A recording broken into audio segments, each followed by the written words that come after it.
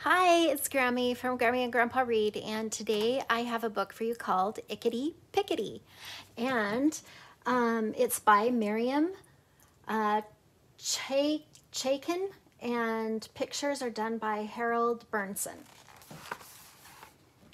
Once in the great capital of Pilil, there lived a rich merchant by the name of Ittki Pittki. For miles around there was no finer shop than his. His spices were the very best.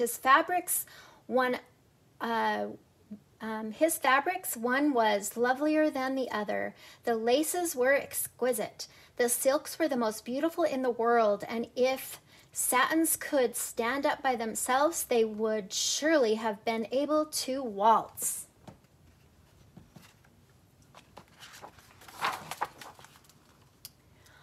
As for the merchant himself, he was small and round. In the shop with his rich customers, he had beautiful manners, and he was forever smiling and making little jokes, and his cheeks were always rosy.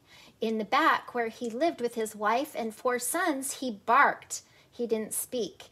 If he smiled, it was only on Sundays when his wife made dorflan, some flaky little pastries that he loved, and his face was the color of rain. Now on the hill in the center of town lived a prince, a man of great wealth and power. To Ittki Pittki there was no greater honor than to serve the prince. Just let him order the smallest thing. Let it be an inch or a half of a silk to cover a button. Let it be a pinch of snuff. Would Ittki Pittki allow one of his sons to take it to the palace? Certainly not. Would he allow the prince's own messenger to return with it? Never. In almost the same moment that the messenger arrived, Ittki Pittki would be out the door. Just as the swift running river doesn't have to ask itself which way to flow, neither did Ittki Pittki. Never wondering about right or left, up the hill he sped until he came to the palace door.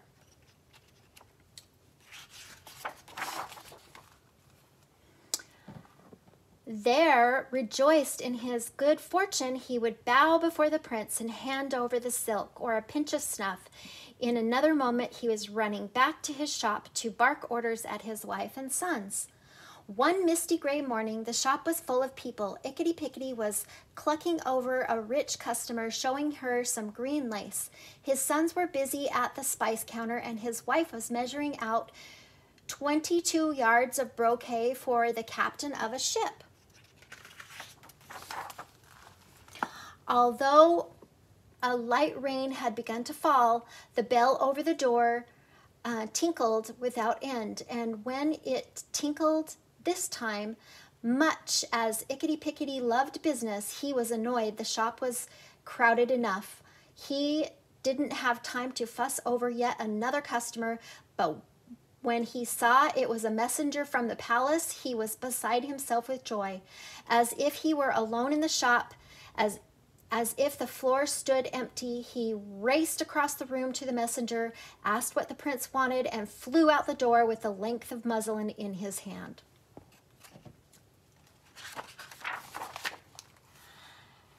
Now a heavy rain was falling, but up the hill he sped, through the mud and through the puddles, keeping the muslin under his tunic to protect it from the rain. In no time at all, he was at the palace door. When the prince saw how wet the merchant was, yet how he protected the muslin, he invited him to sit by the fire and have a cup of tea with him. A cup of tea with the prince? Ittki Pittki pinched himself to make sure he wasn't dreaming. Always before he had stood in the prince's presence, and then only for a moment. Now he was about to sit, and if that weren't honor enough, a cup of tea with him, the prince motioned to a chair. Although his wet tunic was uncomfortable, Ittki Pittki tried to sit with dignity and grace. The prince sat facing him, speaking of one thing or another. Ittki Pittki listened attentively, allowing himself now and then, when the prince looked away, to pull the wettest parts of his tunic away from his skin. The warmth of the fire felt good, and soon the servant came in with tea. When Ittki Pittki raised his cup to take a sip, he couldn't believe his eyes. Floating around inside the cup was a tiny baby snake. What could he do? To mention the snake would embarrass the prince. To refuse to drink the tea would offend him. There was nothing else to do. Ittki Pittki closed his eyes and drank down the tea.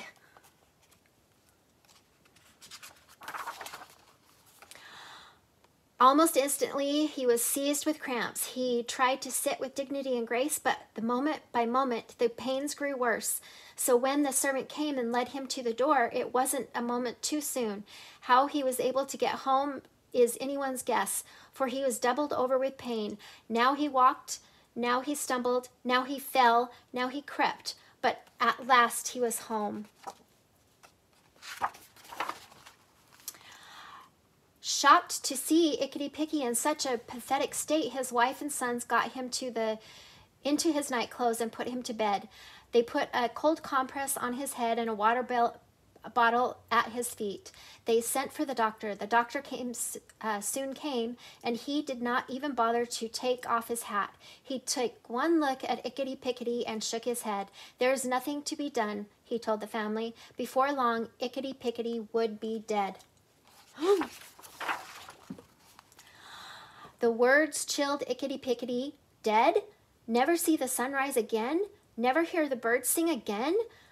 No more Dorflin on Sundays? Ittki Pittki turned his head and let the tears roll down his cheeks.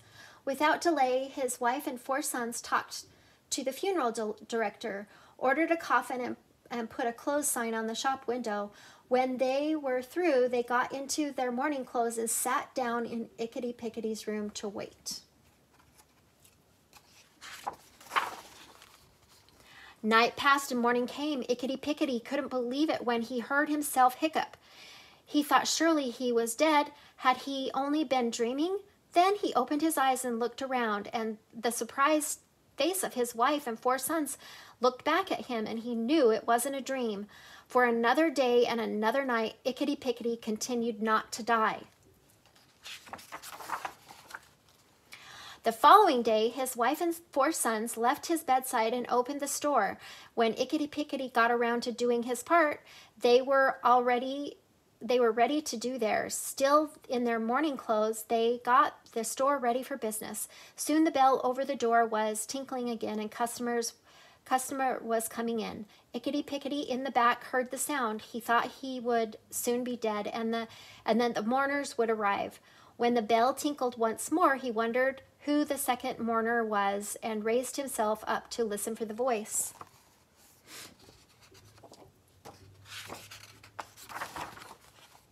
Ittki Pittki recognized it at once. It was the voice of the palace messenger. In a trice, he was out of bed and in the shop. Before anyone could even express surprise, he snipped off the 3/8 of a yard of linen that the prince had ordered and was flying up the hill. Just as one swift flow river doesn't have to ask the way, neither did Ittki Pittki, and soon he was knocking at the palace door. Ittki Pittki thought nothing of the surprised look on the servant's face, but a moment later, when the prince himself appeared and asked why he was wearing a nightshirt, Ittki Pittki was mortified. A nightshirt? And in the presence of the prince? He apologized. Then he remembered why he was wearing a nightshirt, and he began to cry. He told the prince the whole story, starting with the tiny baby snake and ending with the doctor and the funeral arrangements.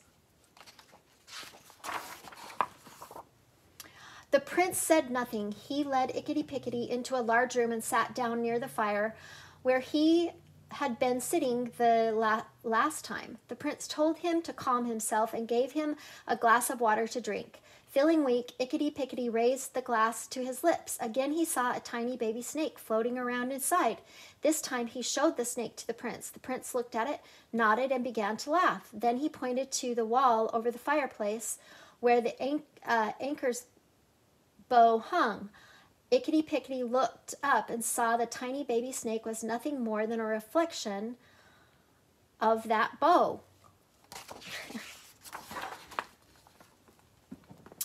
how embarrassed Ittki Pittki was, but he was so relieved. He was not going to die after all. He would see the sun rise again and hear the birds sing again, and his mouth began to water at the thought of eating Dorflin again.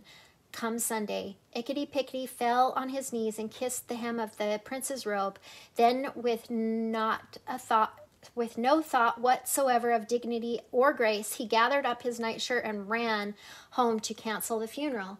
Ittki Pittki was so happy to be alive that from that time on, he was a new man. His manners were beautiful even at home, and even at home he was forever smiling and telling his little jokes, and his cheeks were often rosy.